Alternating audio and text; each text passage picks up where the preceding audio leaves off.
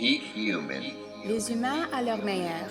C'est tu apogeo. ピーク人間 Picciucca Niewiód.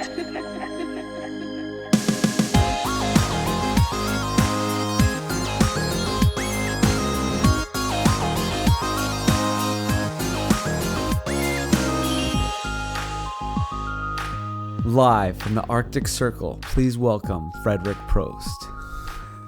This is such an interesting episode. One day I'm watching epic nature shows from Nat Geo about a group of people subsisting in the freezing Arctic tundra on nothing but reindeer and fish, and the next day I'm talking to one of them.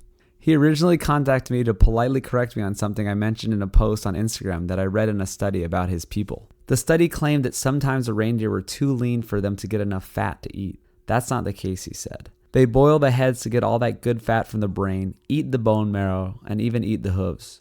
There's always enough fat on an animal. We talked about this and so much more. He told me how his people are being affected by anti-meat activists. He told me about his parents' early demise due to, in his mind and mine, the bread and sugar they began eating and going away from their native diet. He told me about their lost traditions and the ones they keep. He told me about the steady decline in lifespan and the health span that drops markedly over each generation. This is one of those rare treats where we get a window into another world. I don't know if any other one of his people have given a podcast interview, and he told me he plans to never do one again. Please stay tuned to the very end for this one. It's a good one. But first, I want to have some real talk about my grass-finished meat on nosetotale.org. I know it's a bit more expensive to eat grass-finished, well-raised meat. I'm having trouble affording it myself. I mean, I don't even eat all my own product. Like I've said many times, there's no money in well-raised meat. There's just no profit margin. I should just be selling some keto snack bar or supplement, and maybe I'll be able to afford grass-finished meat and ultra-sustainable wild-caught seafood for every single meal. This is just the price it takes to get animals from calves to slaughter to your door. If you go to Costco and see frozen ground beef patties with a label saying grass-fed for a couple more dollars than conventional beef, I'd be highly suspect. All cows are grass-fed for much of their life, so some of these labels can be very deceiving. If it sounds too good to be true, it probably is. Even when I go to my local's farmer market, where they drive the meat straight from their farm in a bunch of coolers, it still costs $20 a pound at best for a ribeye. So anyway, support your local farmer. If you don't know of any or prefer to just click a few buttons online, you can support a small Texas ranch and myself by ordering from nosetotale.org. Thanks so much. I really appreciate all the people who have ordered so far. It's a dream of mine to help supply good meat to people and support American ranchers. I'll also throw in the Food Lies film here, which is still available for pre-order on Indiegogo. There's also the Patreon at patreon.com/peakhuman. But I've also got some fun news. I've been asked to speak at a big food industry conference called Foodscape in Chicago at the end of September. I mentioned it in this episode. I'm going to do a presentation on why meat is a healthy part of our diet and actually beneficial for the environment. Then a vegan lady will give her side. Then we'll have a friendly debate with a third person who represents a vegan fake meat company. This is my dream come true. Most of the giant food companies will be there, including Impossible Foods. I really hope to reach people in the audience and hopefully even these big organizations and have them hear the other side. It'll be interesting if they accept some of these counter arguments or if it really is just about the money for them. Well, that's all, folks, as the cartoons used to say. Here's Frederick sharing his words of wisdom from the north.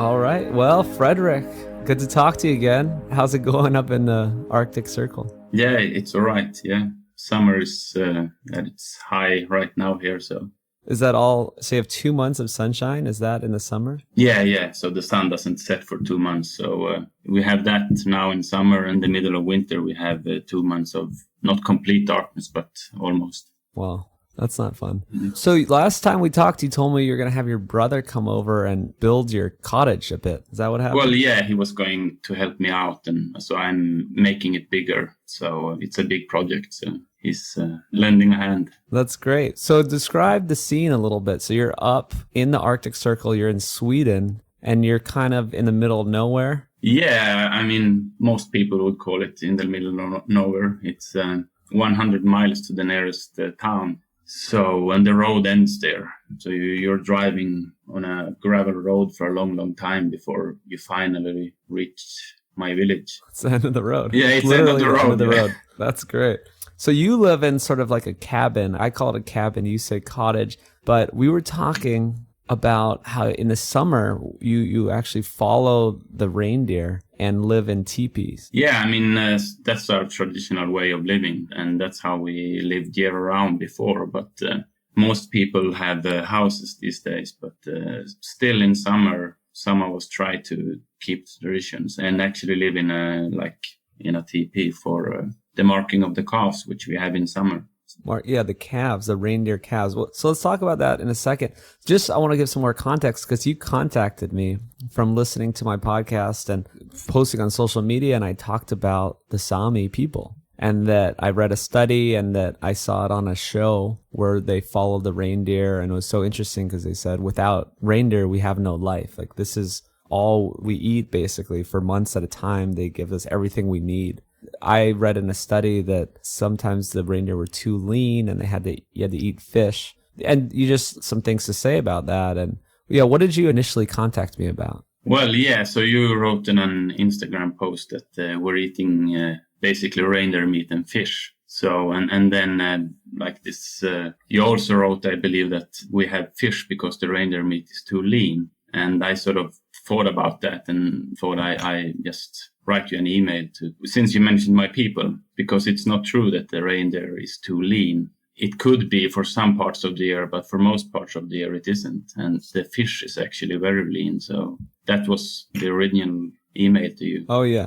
So I read that in a study, it was in a paper. Yeah, that's interesting because I mean, I don't pretend to know what you guys eat or how it works. So that's why I wanted to talk to you. So talk about, during the year, sometimes they're lean, but most of the time they're pretty fat. And also, can you get enough fat from, even if they are a bit lean, through the bones and the brain and all that stuff? Yeah, so I mean, reindeer, as you mentioned, we're living above the Arctic Circle, so it's snow for 8 months of the year, and then all animals go up and down, like it's seasonal changes. So the reindeer in the end of September is very fat because they've been eating mushrooms for a whole month. So that's how they fatten themselves up for winter. So like by the end of September, they can be super, super fat. I mean, it'll be so much fat that it'll be too much actually. By the end of April, after a long, hard winter, they can be emaciated and starving. But even then, if you slaughter a reindeer and eat it, you could still get the fat from the marrow, as you said, and from the brains and from fat around the kidneys. And so it goes up and down, and all the animals does that here in the Arctic, and I guess elsewhere too. So yeah, that's kind of what I thought when I was talking to Mickey Bendor, and he was talking about, well, for one, he says, man, the fat hunter, right? We always chase fat. This was like our number one thing we wanted, and that you could get enough fat from animals. You said you boiled the heads, right? Is that, how do you get it out of the head? Yeah, we boil the head and then just basically eat the meat from around the jaws and from everywhere in the eyes and the brains. Sounds delicious. It is, yeah. Okay, so then how does it work? You talk about you herd them each summer and then you follow them around in teepees the traditional way. And then you mark the calves, right? Tell me how that works. Yeah, so now in summer, it just ended the marking of the calves. We have marks for the reindeer. So I have my personal mark, and then my brother has his, and so on. So we look for the mother reindeer, which is ours, when we have the big herd in the pen. So it can be up to 3,000 in the pen. We had around 2,000 at the most this year. And then so you look for your mother reindeers, and then you see the calf that's following the mother reindeer. So you see the markings, which we cut out with a knife in the ears of the mother reindeer. And then you have to lasso it, and then the calf, that is, and then cut in the same mark in the ears. So, and I mean, it's really quick and barely bleeds, and in a few minutes it's all forgotten. So yeah, it's almost like just piercing the ear of a kid. Like I notice a lot of babies, not babies, but sometimes in LA I see certain cultures like to pierce ears when the baby's like 1-year-old, 2-year-old. So yeah, it's really quick. So no procedure. And then how do you get them in the pen in the first place? So we go out to look for where the herds are. There's many small herds around, so you know where the small herds are. So then you sort of try to go out on the tundra basically, and then try to herd them together in bigger herds. And with dogs or yourself, or what do you use? Yeah, we've been using dogs, and we still use dogs for that. And then people these days, they have ATVs and motorbikes, like snowmobile. Yeah, snowmobile in winter. But I mean, we've been doing it by foot. I've been doing this by foot before, and it could mean basically to walk for 24 hours or even more straight. Whoa! So it's hard work. But what happens during those 24 hours? Do you like have like dried meat on you or pemmican type thing? Or yeah, just don't eat. Yeah, that's the traditional way of eating when you're doing stuff like that. You have dried meat with you because it's quick and it gives you salt, and yet then you drink water. Just keep on meat and water. Mm-hmm. Yeah.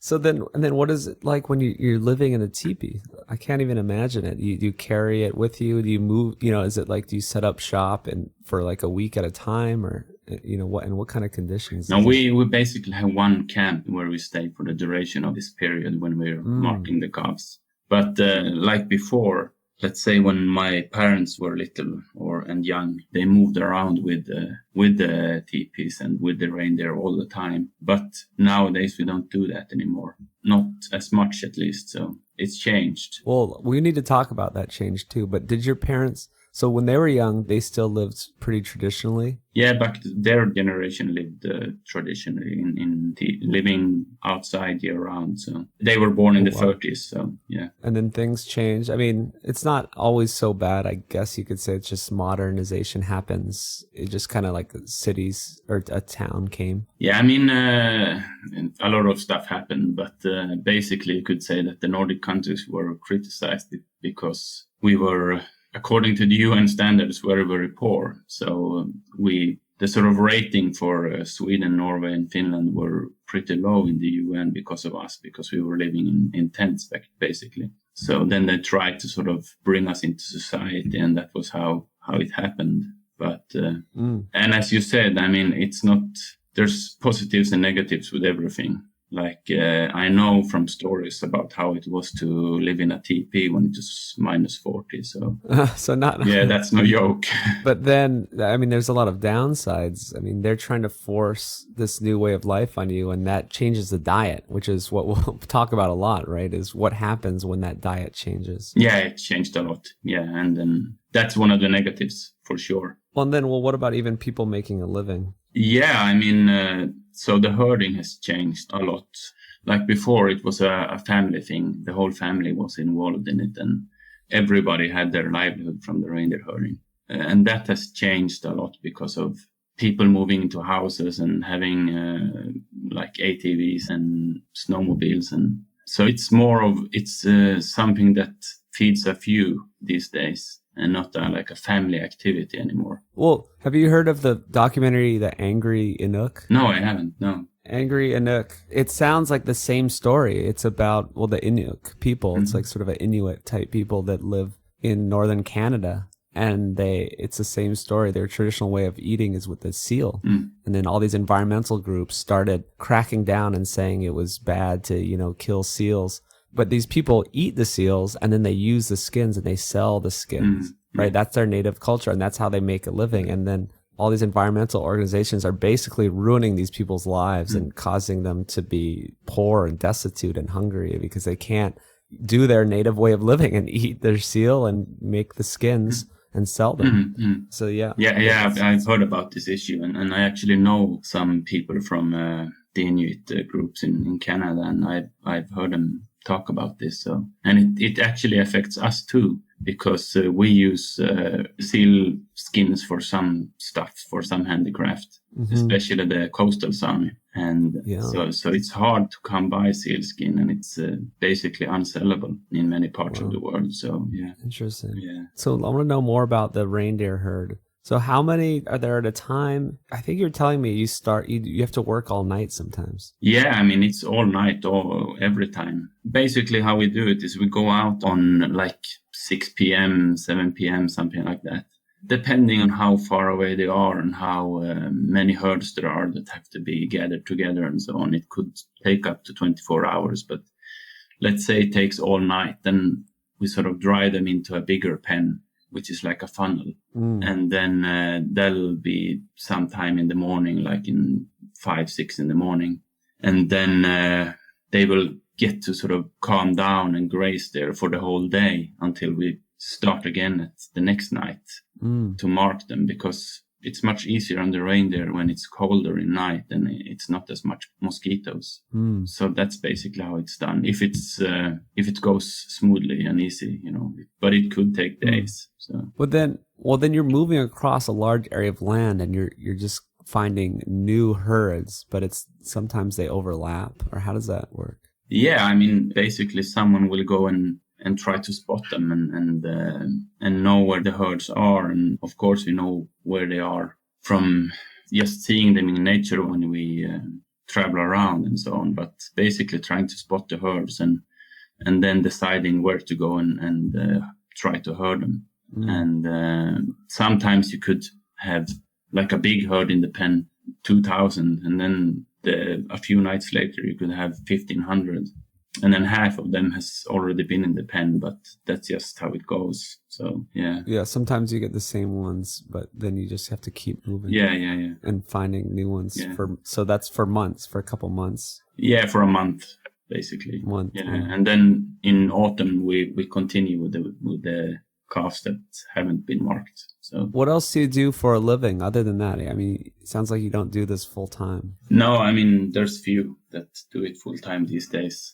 But me personally, I do like our traditional handicraft, and so that's what I do mostly. Like what do you make?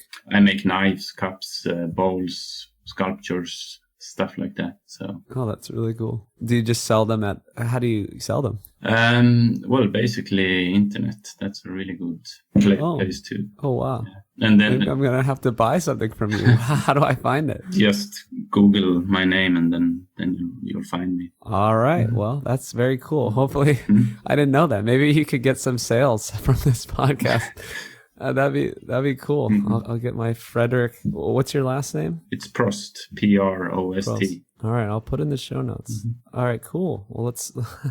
I didn't know that. All right. Well, how'd you even learn English? You have pretty good English. You have like really good English, actually. Well, thank you. No, it's we could thank the Swedes for that, because they decided to make all TV and all TV shows that are in English. They put subtitles on it, so you get sort of the direct translation all the time. If you watch TV as a child, you learn English basically. And I mean, I try to read a lot of English books because a lot of the stuff that I'm interested in is in English. So you have to learn it. So that's the... Well, what book? So like what types of books do you read? Well, I like books about nutrition because it really interests me. So I've read like Nina Teicholz's book, and then I've read Big Fat Surprise. Surprise, yeah. And then some other stuff would be like Tim Noakes wrote a book like more or less about his trial, and so I mean books like that. And then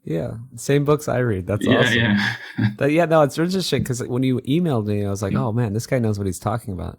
You're kind of like you just nutrition enthusiast yourself and trying to figure this all out. So how did you get into this? Well, I always had this feeling that I don't know why, but that health is determined by what you eat and what you do, basically your lifestyle. So I started reading about nutrition and health like a long time ago when I was 19, 20. And I mean, back then nobody talked about low carb or paleo or stuff like that. But I sort of made a connection because a doctor once told me that he was talking about cancer, a doctor that I knew. And he said that basically the only people in the whole world that are unaffected by cancers are indigenous people still living their traditional way of life. And then since I belong to an indigenous group, I started to think about stuff like this. And I've been eating traditionally or are trying to eat traditionally. And you could say more or less a paleo type diet for well over 10 years. So that's great. So so a lot of people, it's so obvious to us or people listening to the podcast that food is so connected with health, but you're talking about like generally people don't make this connection, and a lot of doctors don't even make this connection. No, doctors especially, I'd say, and especially this doctor that was talking about. It was this sort of cognitive disconnect when I talked to him about this stuff like some years ago, because he sort of acknowledged that there's indigenous groups that don't get these sort of modern diseases, but he still just thinks it all comes down to genes and the only so. And the only way to fix insane. Problems is pills and surgery. So Medicine. Yeah. Oh my God, I hate that. So it's so obvious though when these native indigenous populations start eating the modern foods, and that's when their health falls apart. That's what the whole book, Nutrition and Physical Degeneration, Weston A. Price, that I bring up for years, is about. And it's what happened even with the Inuk in that documentary I wrote watched. And it sounds like that's what's happening with your people, right? As they modernize and eat the modern foods. Yeah, it is. For sure, it is. And I see this just in my family. When you look back, for instance, my grandfather, he lived to be 96 and he ate mostly fish, meat, berries and stuff like that. And 2 weeks before he died, he decided to go to the neighboring village just for a visit to meet some people he knew. And it's 20 miles to this village. So he went by skis and just for a day trip back and forth. Wow. When he was when he was 96. What? Yeah. And then That's so cool. Yeah. And then 2 weeks later, he was dead. He sort of dropped dead. And oh my God, wait, we have to stop, because this is what Mark Sisson talks about and all these people in this space that I love, this health, like having a long health span, live long and drop dead. Like this is how we're supposed to be. This is what happens to humans when they live in their native way of living. You live, you're strong, you're healthy, and then you die. You don't spend years and years in a hospital withering away. Yeah, but that's actually what some Sami people are doing today. So it's I mean we've gone over the cliff really fast. So then so that your grandfather lives, that generation that was living natively, they live. Is that typical? They live till like maybe 80s or 90s. We have stories about like our ancestors and our family. So I actually know my great grandfathers and great grandmothers by name and their parents by name. And so we have stories about them. And so we know how they lived and when they died and how old they got. And then you can just look at the birth records too. So it seems like my grandfather's generation and older, they tended to be like, if they didn't have an accident, which was pretty common, they'd be like 80 or 90. And then, as you said, they drop dead. So, and then you go one generation ahead, like to my parents or my grandparents or something like that. And then their health starts to decline a little bit more and a little bit more and a little bit more. And today, I mean, we haven't caught up with the Scandinavians in all respects, but in many. So our health is declining. So what do you mean by that? You're talking about the general population who die at like 60s and 70s of all these modern diseases, as in caught up with them. Is that what you mean? Yeah. We caught up with them on like when we're talking about chronic disease. So 3 generations ago, people may die in their 90s. Last 2 generations die in their 80s. Now they die in their 60s and 70s. Yeah, basically. It's pretty clear. So I don't understand why this isn't kind of talked about, accepted, like in the larger mainstream world. It's very clear. Also, layman people, they're like, oh yeah, our ancestors died at 35. They just throw around these things like they know what happened 50,000 years ago or 100,000 years ago. There's no way we just died at 35. For one, you're talking, the average when you talk about infant mortality, bringing down this average, but you're also talking about accidents and viruses and diseases we couldn't help, and they didn't have modern medicine. But it sounds like, so your people who didn't even have these modern medicine still lived into their 90s.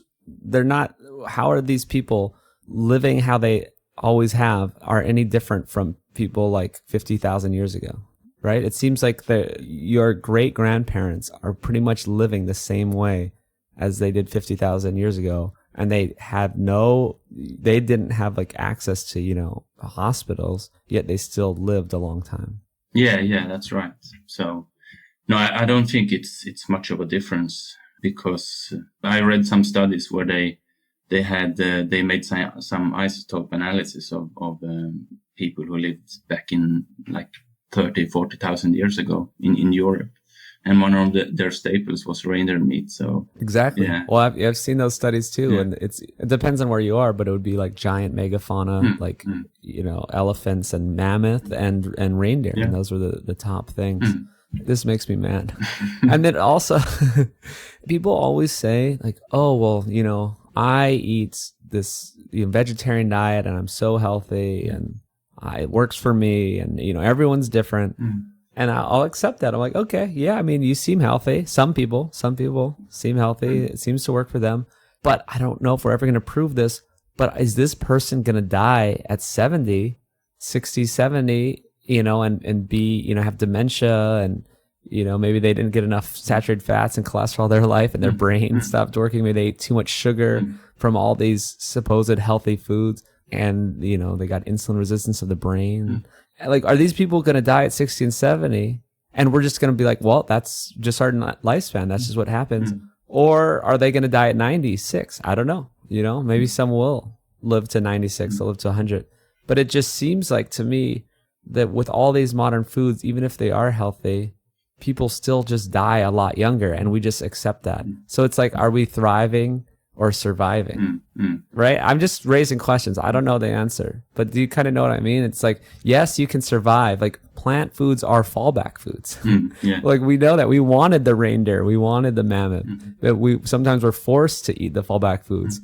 But why are people making their whole diet the fallback foods? And then are they just going to, do pretty well and then just die earlier though? Yeah, I mean, maybe it's the difference between dying when you're 85 and the last 5 years you're pretty frail and weak, or dropping dead at 95. So being strong. Yeah. Yeah. I mean, it just sounds like, and your grandfather, it sounds like he was eating the native diet until the end. Like, he was eating meat. Like, he was keeping his muscle mass to be able to do a 20-mile ski trip.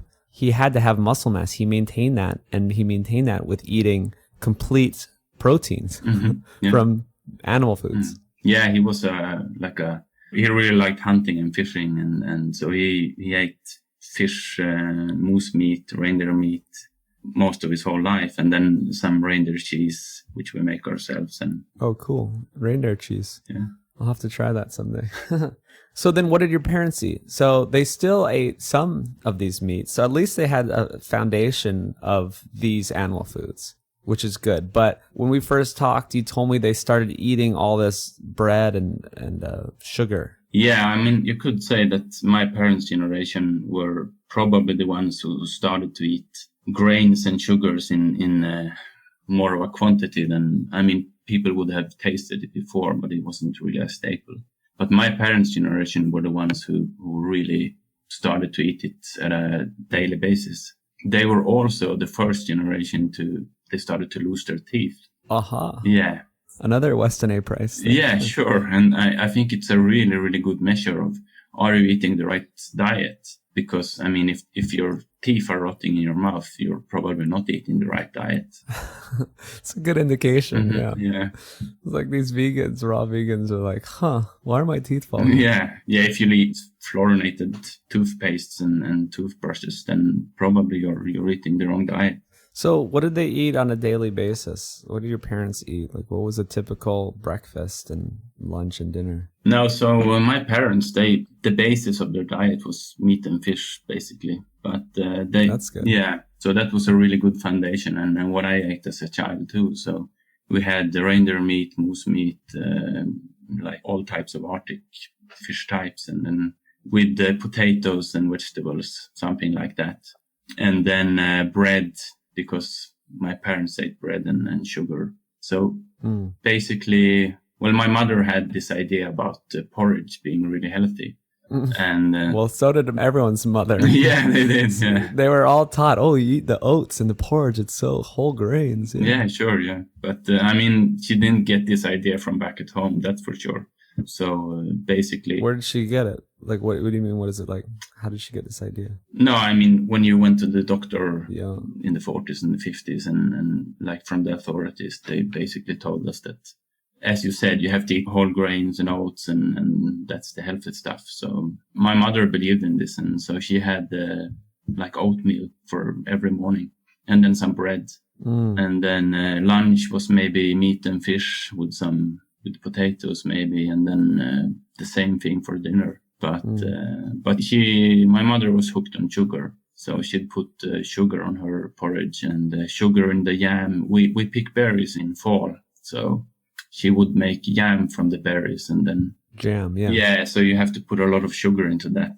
I mean, it's a preservative, so that's basically why you do it. So is she still around? My mother, no, she died from very bad dementia some years ago, so at a young age.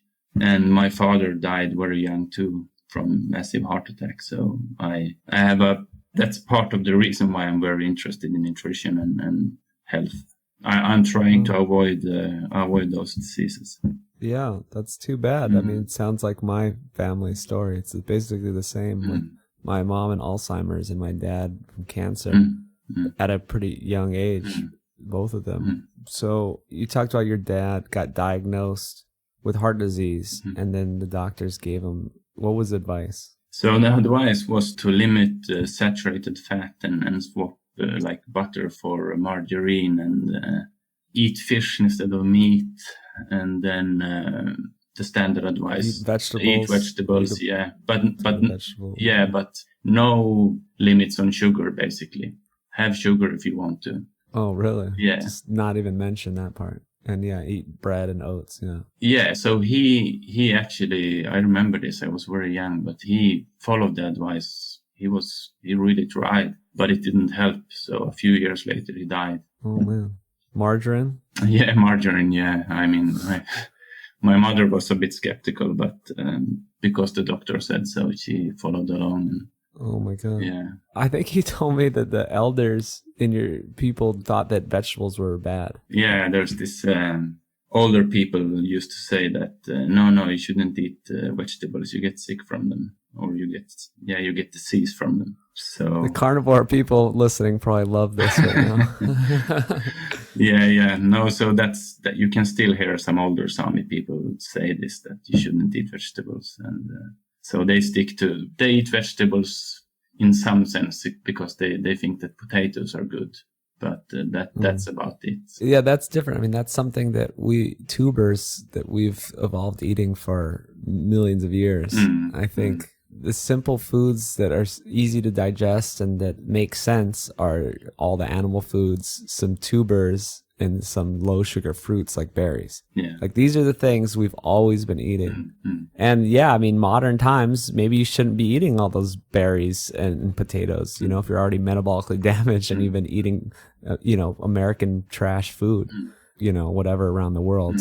So yeah, these are the things that we should survive on and we do best on and that we're suited to. Our bodies are developed and we evolved eating. And then all these different foods, like the vegetables or the whole grains or even some dairy, they're just newer things, right? This is like I guess this is just kind of the concept of a paleo diet, really. But a paleo diet includes certain like nuts and seeds and certain things that maybe we aren't exactly suited to eat. I mean, maybe we are. I'm not saying they're bad, but it's like now I'm questioning things. Paul Saladino made me question all these things about all these plant foods, and like the seeds of the plants are where the toxins are. The leafy greens don't want to be eaten. This is where these anti-nutrients are. So yeah. You mentioned like you said that the carnivore crowd is cheering now, but so if you think about our traditional diet, then yes, we've been mostly carnivore. I'd say we've been eating animal foods for like 90% of our calories. But then again, in fall, we've been eating berries. Like in summer, we've been picking these leaves, which we use to ferment reindeer milk with. What are those leaves? So we call it, it's in Sami, it's called Jokmo. So it's basically a plant that makes the reindeer milk sort of ferment. It'll make it stay for longer. So it's a preservative, you could say. And then you could make some sort of like porridge from this. And then After it ferments, so does it ferments itself? It helps the meat ferment, but it also ferments itself? no, not the meat, the reindeer milk. Oh, milk. Yeah, milk. Yeah. So this is how you make the cheese. Is that right? No. Or to ferment it, or what is it for? No, to make the cheese, you take you use like a stuff from the intestines of the reindeer. So that'll make the process start to make the cheese. But this is to make the milk a little bit fermented when you put it in bladders, the reindeer bladder. So it'll sort of make it stay longer, the milk in the bladders. Oh, okay, I get it. Yeah. And then you eat the fermented leaves or not? Yeah, you could do that too. Yeah. Yeah, and then you but you also make porridge. So, well, this is kind of backing up my ideas that we don't need to be necessarily 100% carnivorous. It's like, yeah, let's go 95% animal foods, but why not have some of these other stuff, especially fermented stuff? Yeah. It's this concept of metabolic flexibility, I think. Yes. And seasonality, like seasons go up and down, and in winter it's not famine, but I mean everybody's a little bit leaner than people and animals, and then in summer it's feast. So yeah, that makes sense. Of course. And people ate the berries to fatten up, right? Like this is how people fatten up for the winter.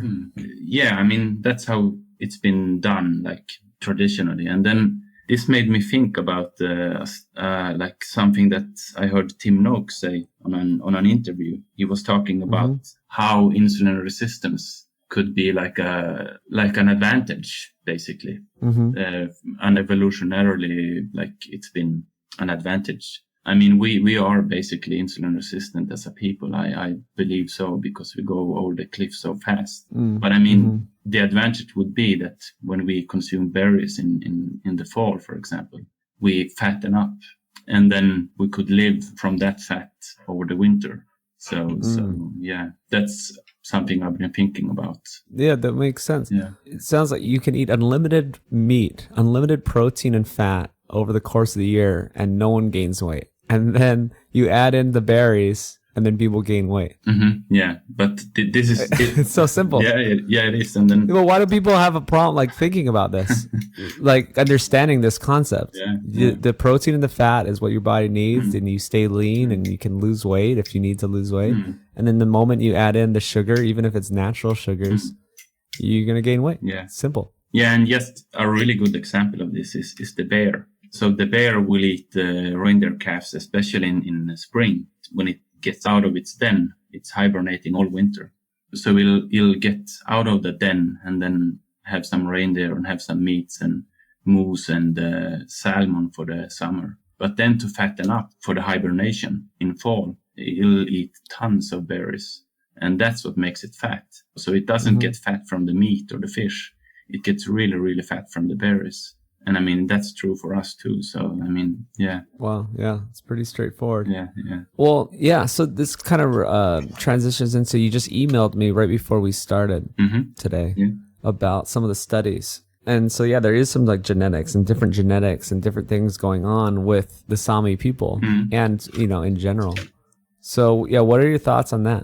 Or tell people what you sent me. Yeah. So it was this paper where they tried to assess basically Sami, the health of the Sami people, and what kind of diseases we have to deal with, and so they do this comparative analysis of Sami people, and then they have Scandinavians as a control, and try to determine if we are struck by cancer and heart disease in the same way as Scandinavians, and it seems like we don't, but we're catching up with them, and this study sort of confirms that. But there's two, I think you're referring to the two highlighted sort of sentences that I sent you, right? Yeah. So there's this one where it says that this ApoE4 is pretty common among Sami people. It's more common than with many other groups. And then there's this other, it's a polymorphism, which I can't really remember the whole. Yeah. Okay. I'm gonna look at AGT. It was alanine glyoxylate aminotransferase. Yeah. So basically, we have a polymorphism named something PRO11 something, which Leu Pro11 Leu LEU. Yeah. You have the study in front of you. So yes, I do. I'm cheating. Yeah. So basically, what this polymorphism does, it's in short, it helps us to digest and take energy from animal-based sources of food in a more effective way. And then, so we have a very high percentage of this polymorphism within the Sami. I think it's 31% compared to, for example, the Chinese, which have only 4 to 5%. Actually, here, I'll correct you because I'm cheating. Yeah. It's 28% for Sami and 2.3% for Chinese. Okay, yeah. So yeah, big difference. Yeah, big difference. It is. It makes sense. I mean, we've been living off meat and fish for thousands of years, maybe tens of thousands of years. So. And then the ApoE4, that kind of means people who don't eat their ancestral diet. If the Sami people who have high ApoE4, if you don't eat your ancestral diet, you have a greater risk of getting these chronic diseases. Yeah, is that right? Yeah. If you start eating the Western diet, which you've seen. Yeah, like dementia and heart disease, and so very common. Well, that makes sense. Yeah, it does. Well, so my mom, I actually don't even know if she had this ApoE4 gene, but she was eating pretty healthy her whole life. We weren't eating fast food. We were cooking our own meals, but it wasn't, the appropriate diet, right? It was just the same thing like your parents with the oats and the bread and margarine and low fat. And I mean, it started when she was 60. She had to retire early because it just, I mean, even more reason why I am eating an ancestral diet, right? It's like I actually didn't get my genes tested yet. I told Dr. Dale Bredesen I would. Got to get tested. But yeah, we have the same good reason to try to eat ancestrally. Exactly. Because I mean, I'm just assuming I have this ApoE4, the alleles, and that I should be eating this ancestral diet. So even before I get tested, I'm just eating this way anyway. Yeah. I think it's safest. Some people can get away with a lot more, but I mean, why take your chances? Exactly. So there's truth to it. Everyone's different. Everyone has different genetics. Everyone comes from different backgrounds and places on the globe. But what's interesting is that, some people can get away with eating all kinds of carbs and plants and whatnot. But it seems the opposite was that everyone can be helped by an ancestral diet high in animal foods, right? Like, you know what I mean? Not everyone has to do it, but it seems like everyone can be helped. Like I've seen different people of all different nationalities. I just interviewed a few African-American people recently who are doing amazing on this high meat diet. But, maybe their ancestors were eating a bunch of plants and tubers. You know what I mean? I mean, even a guy making it in the film, actually, who Dr. Gary, that I work with, reverses type 2 diabetes and very quickly and just eating a high animal food diet, low carb. So it seems like it can work for anyone, but maybe not everyone has to do it. No, not everyone has to do it, but it won't hurt anybody, I think. Yeah. That's a good way to think about it.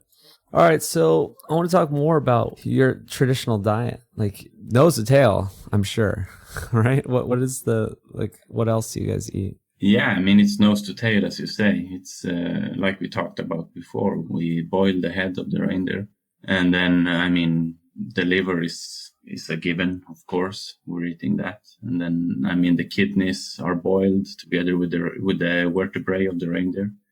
And the tongue is boiled together with the vertebrae. You can fry the liver or boil it. And then we actually eat the hooves of the reindeer too. So you boil the feet and the hooves together, and it becomes this sort of almost like a jelly type of. It's quite good. Yeah, it's the gelatinous. It's all the collagen. Yeah, it's quite good actually. And then, of course, the bone marrow. I mean, all the fat around the kidneys is eaten, and then the intestines are made into sausage. So you stuff them with like meat and blood, and you can make sausage out of that. And then, it's a sort of like a bag. It looks like almost like a net, which all the intestines are in. So we use this for making meat packages. So like all the tough parts of the reindeer, like the front leg, like the lower leg, it's really tough. Like the muscular part, yeah. It's not really good to eat. But if you grind it up and make ground meat from it, basically, then you can put it in this net, which the intestines is sort of contained in. And then we salt it and smoke it, and it's basically like a meatloaf. And so the toughest and sort of most unappetizing meat becomes one of the best things that I know. It's really delicious. Wow. Yeah, and then this sounds. Keep going. I'm getting hungry. Yeah. So no, and boiling meat is probably the most common thing to do. I mean, you could boil almost everything on the reindeer or on the moose. I'm hunting moose too, so I eat a lot of moose meat. Wait, so this sounds like Tara Couture, Slow Down Farmstead on Instagram. I basically made a whole trip out to Canada just to eat her food and include her in the film. Maybe the second Food Lies film has to include the Sami people and Fredrik, and I'll come up and get some meals with you. Yeah, sure. That sounds great. What about eggs? Do you guys have eggs up there? Yeah, so I eat a lot of eggs actually. And traditionally, how we got eggs is we from sort of hollowed out logs, we used to make and we still make birdhouses. It's a special type of bird. I don't know the English name for it, but it lives in lakes. It's a lake type of bird. They will put their eggs in hollowed out trees. So we make a birdhouse, which you can open up in the bottom. And then you have a system of birdhouses along a lake like that. So you go basically and clean out the birdhouses. You take some eggs, not all of them, because they have to have some eggs for themselves too. So you take a few eggs from every birdhouse, and then you collect them and have a lot of eggs, and they are really, really tasty. I had them when I was little and young. Are they small? Yeah, they're a bit smaller than the eggs you have in the supermarket. Yeah, but they're super yellow. It's this insane yellow color it's hard to describe. Is it almost like orange, like where it's just dense? Yeah, it is. Yeah. So and it's a completely different taste than regular eggs, but yeah, so they're really good. But then we can't have eggs all year round, so I eat a lot of eggs. I buy eggs and I have eggs every day. And then fish. Didn't you say you put like a big net out with your cousin or something for fish, or your brother or someone? Yeah, last week, me and my cousin, we put out the nets. So we had some nets out, went out with the boat and put out some nets. And we got a really good pile of fish. So we had meat for 2 weeks maybe. Oh, that's great. And you eat the eggs too? The fish eggs? Yeah, the raw. Yeah, for sure. So now the special type of fish that we were after this time have they're spawning at the moment. So we got a lot of eggs and like raw. It's really, really good. And then you actually get some fat from the fish too. I mean, the fish in itself is really, really lean. So you have to basically suck out the juices from the head and eat the raw to get some fat from it. But yeah, that sounds good. And then you have berries as well. Yeah. Like berry picking season is beginning now, so and it'll continue until like late September. That's great. Yeah. So we should get into a few more things. You told me a story of the Sami people with the reindeer. It's like they had a deal with the reindeer. Yeah, sure. Well, we have a lot of stories about animals and how we sort of talk to animals and have interactions with the animals. And there's this particular one that I told you is about the reindeer. I have other ones about the dog and about the bear and so on, but this is about the reindeer. And it's about back then when we started to herd reindeers. We went to the reindeer, said to them that if we get to herd you, then we will protect you from the wolves and the bear and the wolverine and the eagle, and we will take you to good pastures all the time. And when the time comes, we will give you a quick death. And in exchange for this, we will get to have your meat and your milk. This is really easy to understand for anybody who knows how it works in nature. Basically, it works like nobody has a good death in nature. Not reindeer, not bears, not moose. It's and especially not the moose and the reindeer, because they basically get torn to pieces and eaten alive if the wolves and the bear and the wolverine get to them. So That's such a beautiful story or concept, and makes so much sense, and is just so opposite of these sort of anti-meat activist people. And they don't understand this system, this beautiful circle of life and harmonious, way nature works. And they don't understand the alternative. I'm going to speak at a big food industry conference, actually, coming up in Chicago. And I'm supposed to talk to a vegan. I'm going to give a presentation about why meat should be included in the diet. And then a vegan person's going to give a presentation on why it shouldn't. And then we're going to do a sort of debate, fireside chat with a third person who's one of these fake meat companies like Impossible Foods.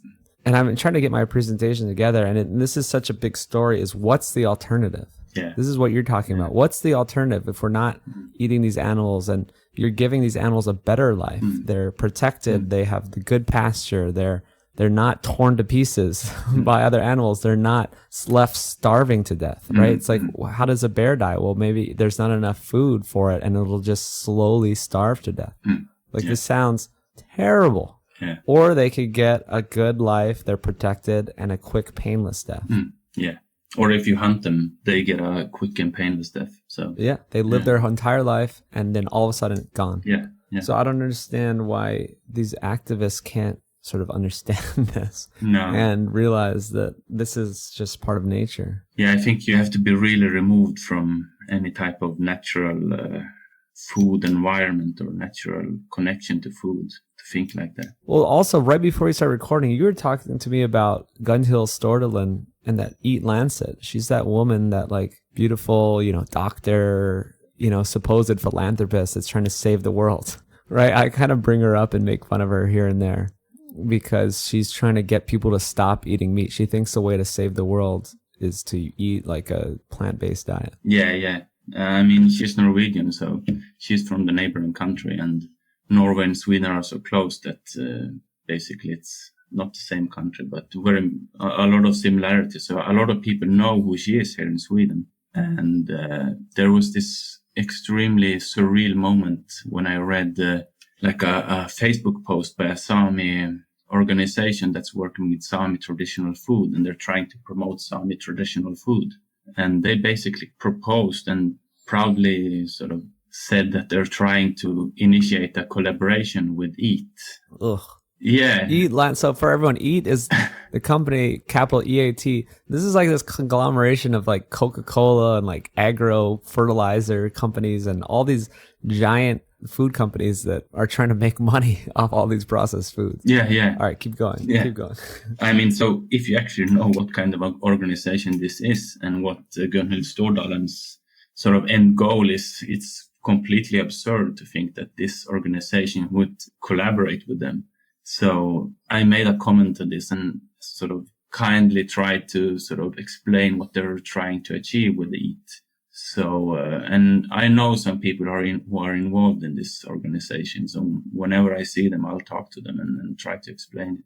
But like you said, she's a doctor and she's really successful, beautiful woman who is famous. And I think people they don't sort of dive deeply enough into it to understand what's really going on behind the sort of beautiful facade. Exactly. Yeah. That's what I was saying before we started recording. It's why we get these athletes and pay them millions of dollars to endorse products. It's just this image, and people just want to listen to these beautiful figures. Yeah. And it's I think it's just part of the dynamics of primates. Yeah. Right? Humans are animals. It's this is the alpha. Mm-hmm. This is the leader. We want to look up to someone. Mm-hmm.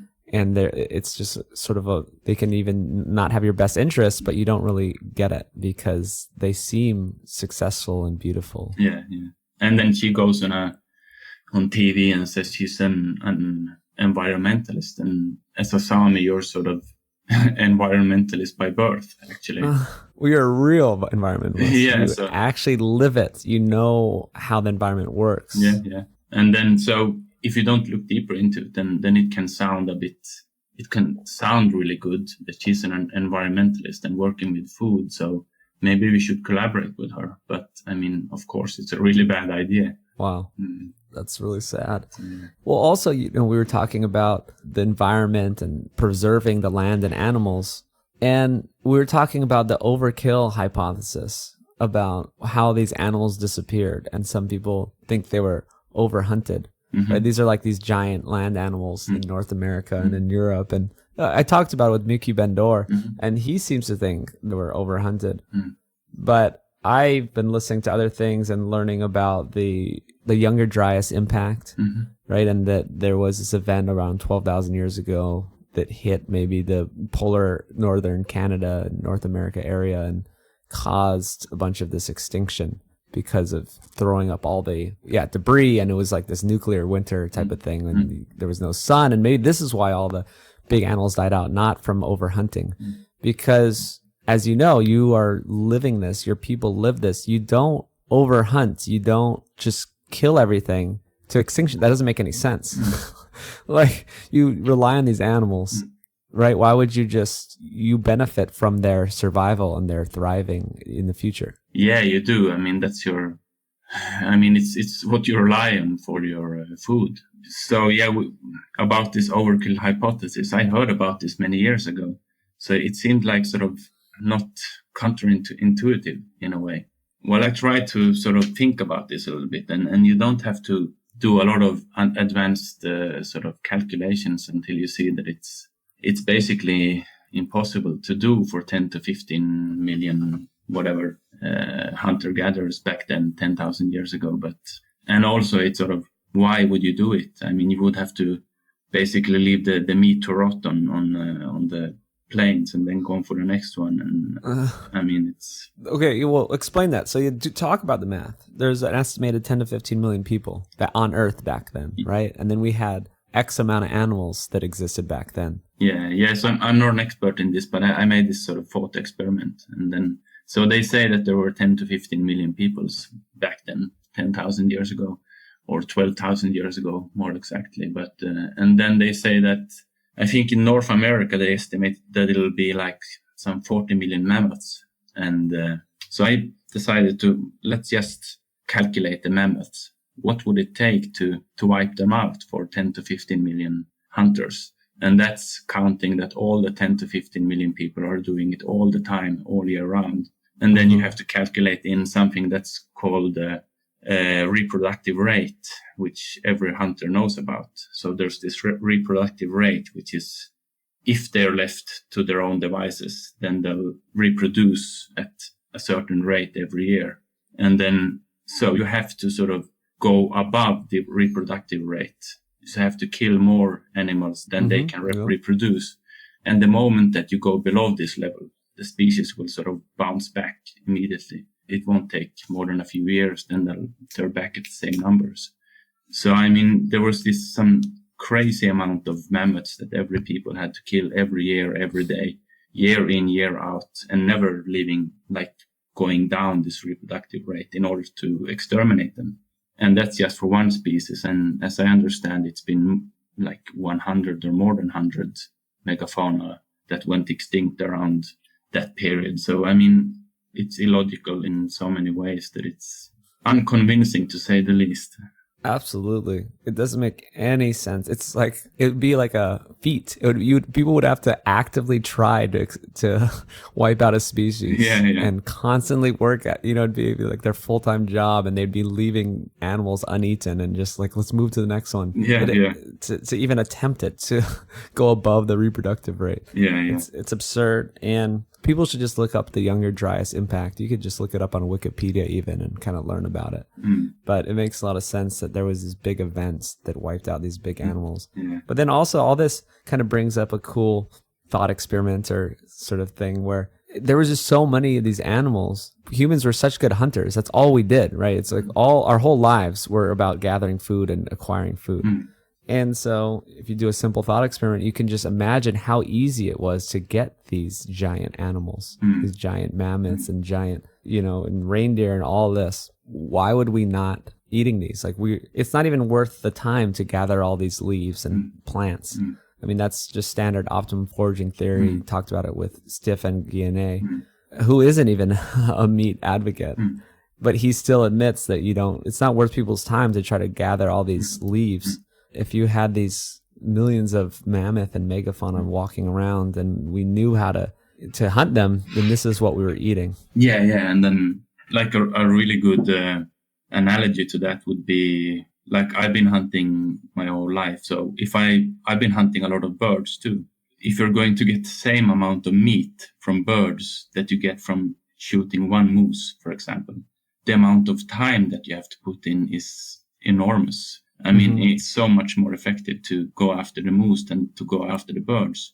The bigger the animal, the more effective it is, for sure. And the more fat. And the more, and the more fat and the more protein and the more everything. Yeah. Awesome. Well, this is really great. I'm glad you emailed me and we got to talk about all these interesting things and get a picture, like an insight into your world. I guess there's just one last thing that you mentioned to me is that there is a problem with these anti-meat activists. People ask me why I'm always so against them. And it's like, yeah, you can eat whatever you want, but they're affecting policy. And you were talking about Sweden and there might be a meat tax. Tell me about this, or tell the audience. Yeah, I mean, like the environmental movement, it's in one way, it's really, they're coming from a good place and there's a lot of good things that could come out of it. But then there's stuff that's completely misguided. And then one of them being the meat tax. There's actually one political party in Sweden that have been lobbying this since 95, I think. And it's increasingly common to hear it in media, and people are writing like articles for demanding a meat tax. And then big state organizations are starting to ban meat from their official meetings. And I don't think that people understand what this would mean for us, Sami as a people. We're hard pressed as it is, but if it would be a meat tax, then we couldn't it would be even harder to sell the reindeer meat. It's hard as it is, but then it would be really, really hard. So it would really hit the reindeer herding Sami really hard, and many hunters too, and of course the farmers. And I mean, it's so misguided in my opinion, but I mean, you could say people don't understand any better. They're convinced that they're... Yeah.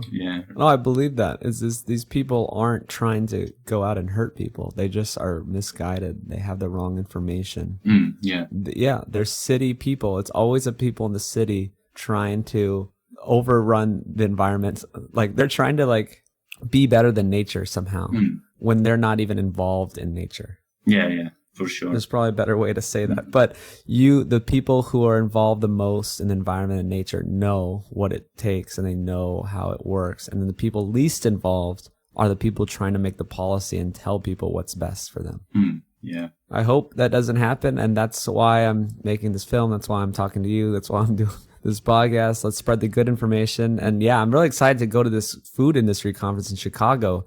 My goal really is to spread this message to these people. It's crazy who's going to be there. This isn't some like low carb conference or, like ancestral health conference that, I usually go to. This is a giant food industry conference where, Tyson Chicken's going to be there. Impossible Foods is going to be there. Like all the biggest food companies are going to be there. And I am so proud that I get to spread this message and try to change their minds. And I'm going to work really hard on this presentation and hit every single angle and be like, you guys are wrong. I mean, I know these, fake meat companies, they're just trying to make money. Like, I just don't think they really believe that they're going to somehow help the environment I don't see how you're going to do better than putting a cow on land. Right? I mean, we can talk about sustainable farming and better ways to put cows on land, but if you're getting free rain, sunlight, grass, how are you going to do better than that? You have to be joking. You're just trying to make a profit if you're making these fake meat products and with all these other inputs. Yeah, talk to these people. Yeah, we're living in the Arctic here, so I mean, just try to grow something here. But as you say, like reindeer and moose, for example, they turn moss and leaves and pine needles into meat. So it's a miracle. Yeah, it is. Yeah. Oh, I love that. Well, keep up what you're doing, man. I love it. Keep eating your ancestral diet. Outlive your, parents. and I'm gonna buy something from you. I'm glad you're selling them online. I'm gonna look it up. Yeah, for sure. All right. Well, thanks for coming on. And any last words or? Thank you for having me. And then why I wrote this, that I think your work is hugely important, and I'm really waiting for your film. So glad to spread some good information. That's all. All right. Awesome. Thank you. And there's always a chance. Food Lies 2, Food Lies 3 will include the Sami people. Yeah, maybe. All right. Yeah. Take care, man. Yeah, take care. There it is. Get your grass finished meat at nosetail.org. Support the show on Patreon at patreon.com/pcumin. Pre-order the film at foodlies.org. Give the podcast a review on iTunes. Tune out all these requests if you'd like. Watch highlights from the film on Food Lies YouTube. Get daily content on the Food Lies Instagram, Twitter, and Facebook. Eat a juicy steak. Sign up for the newsletter on sapien.org.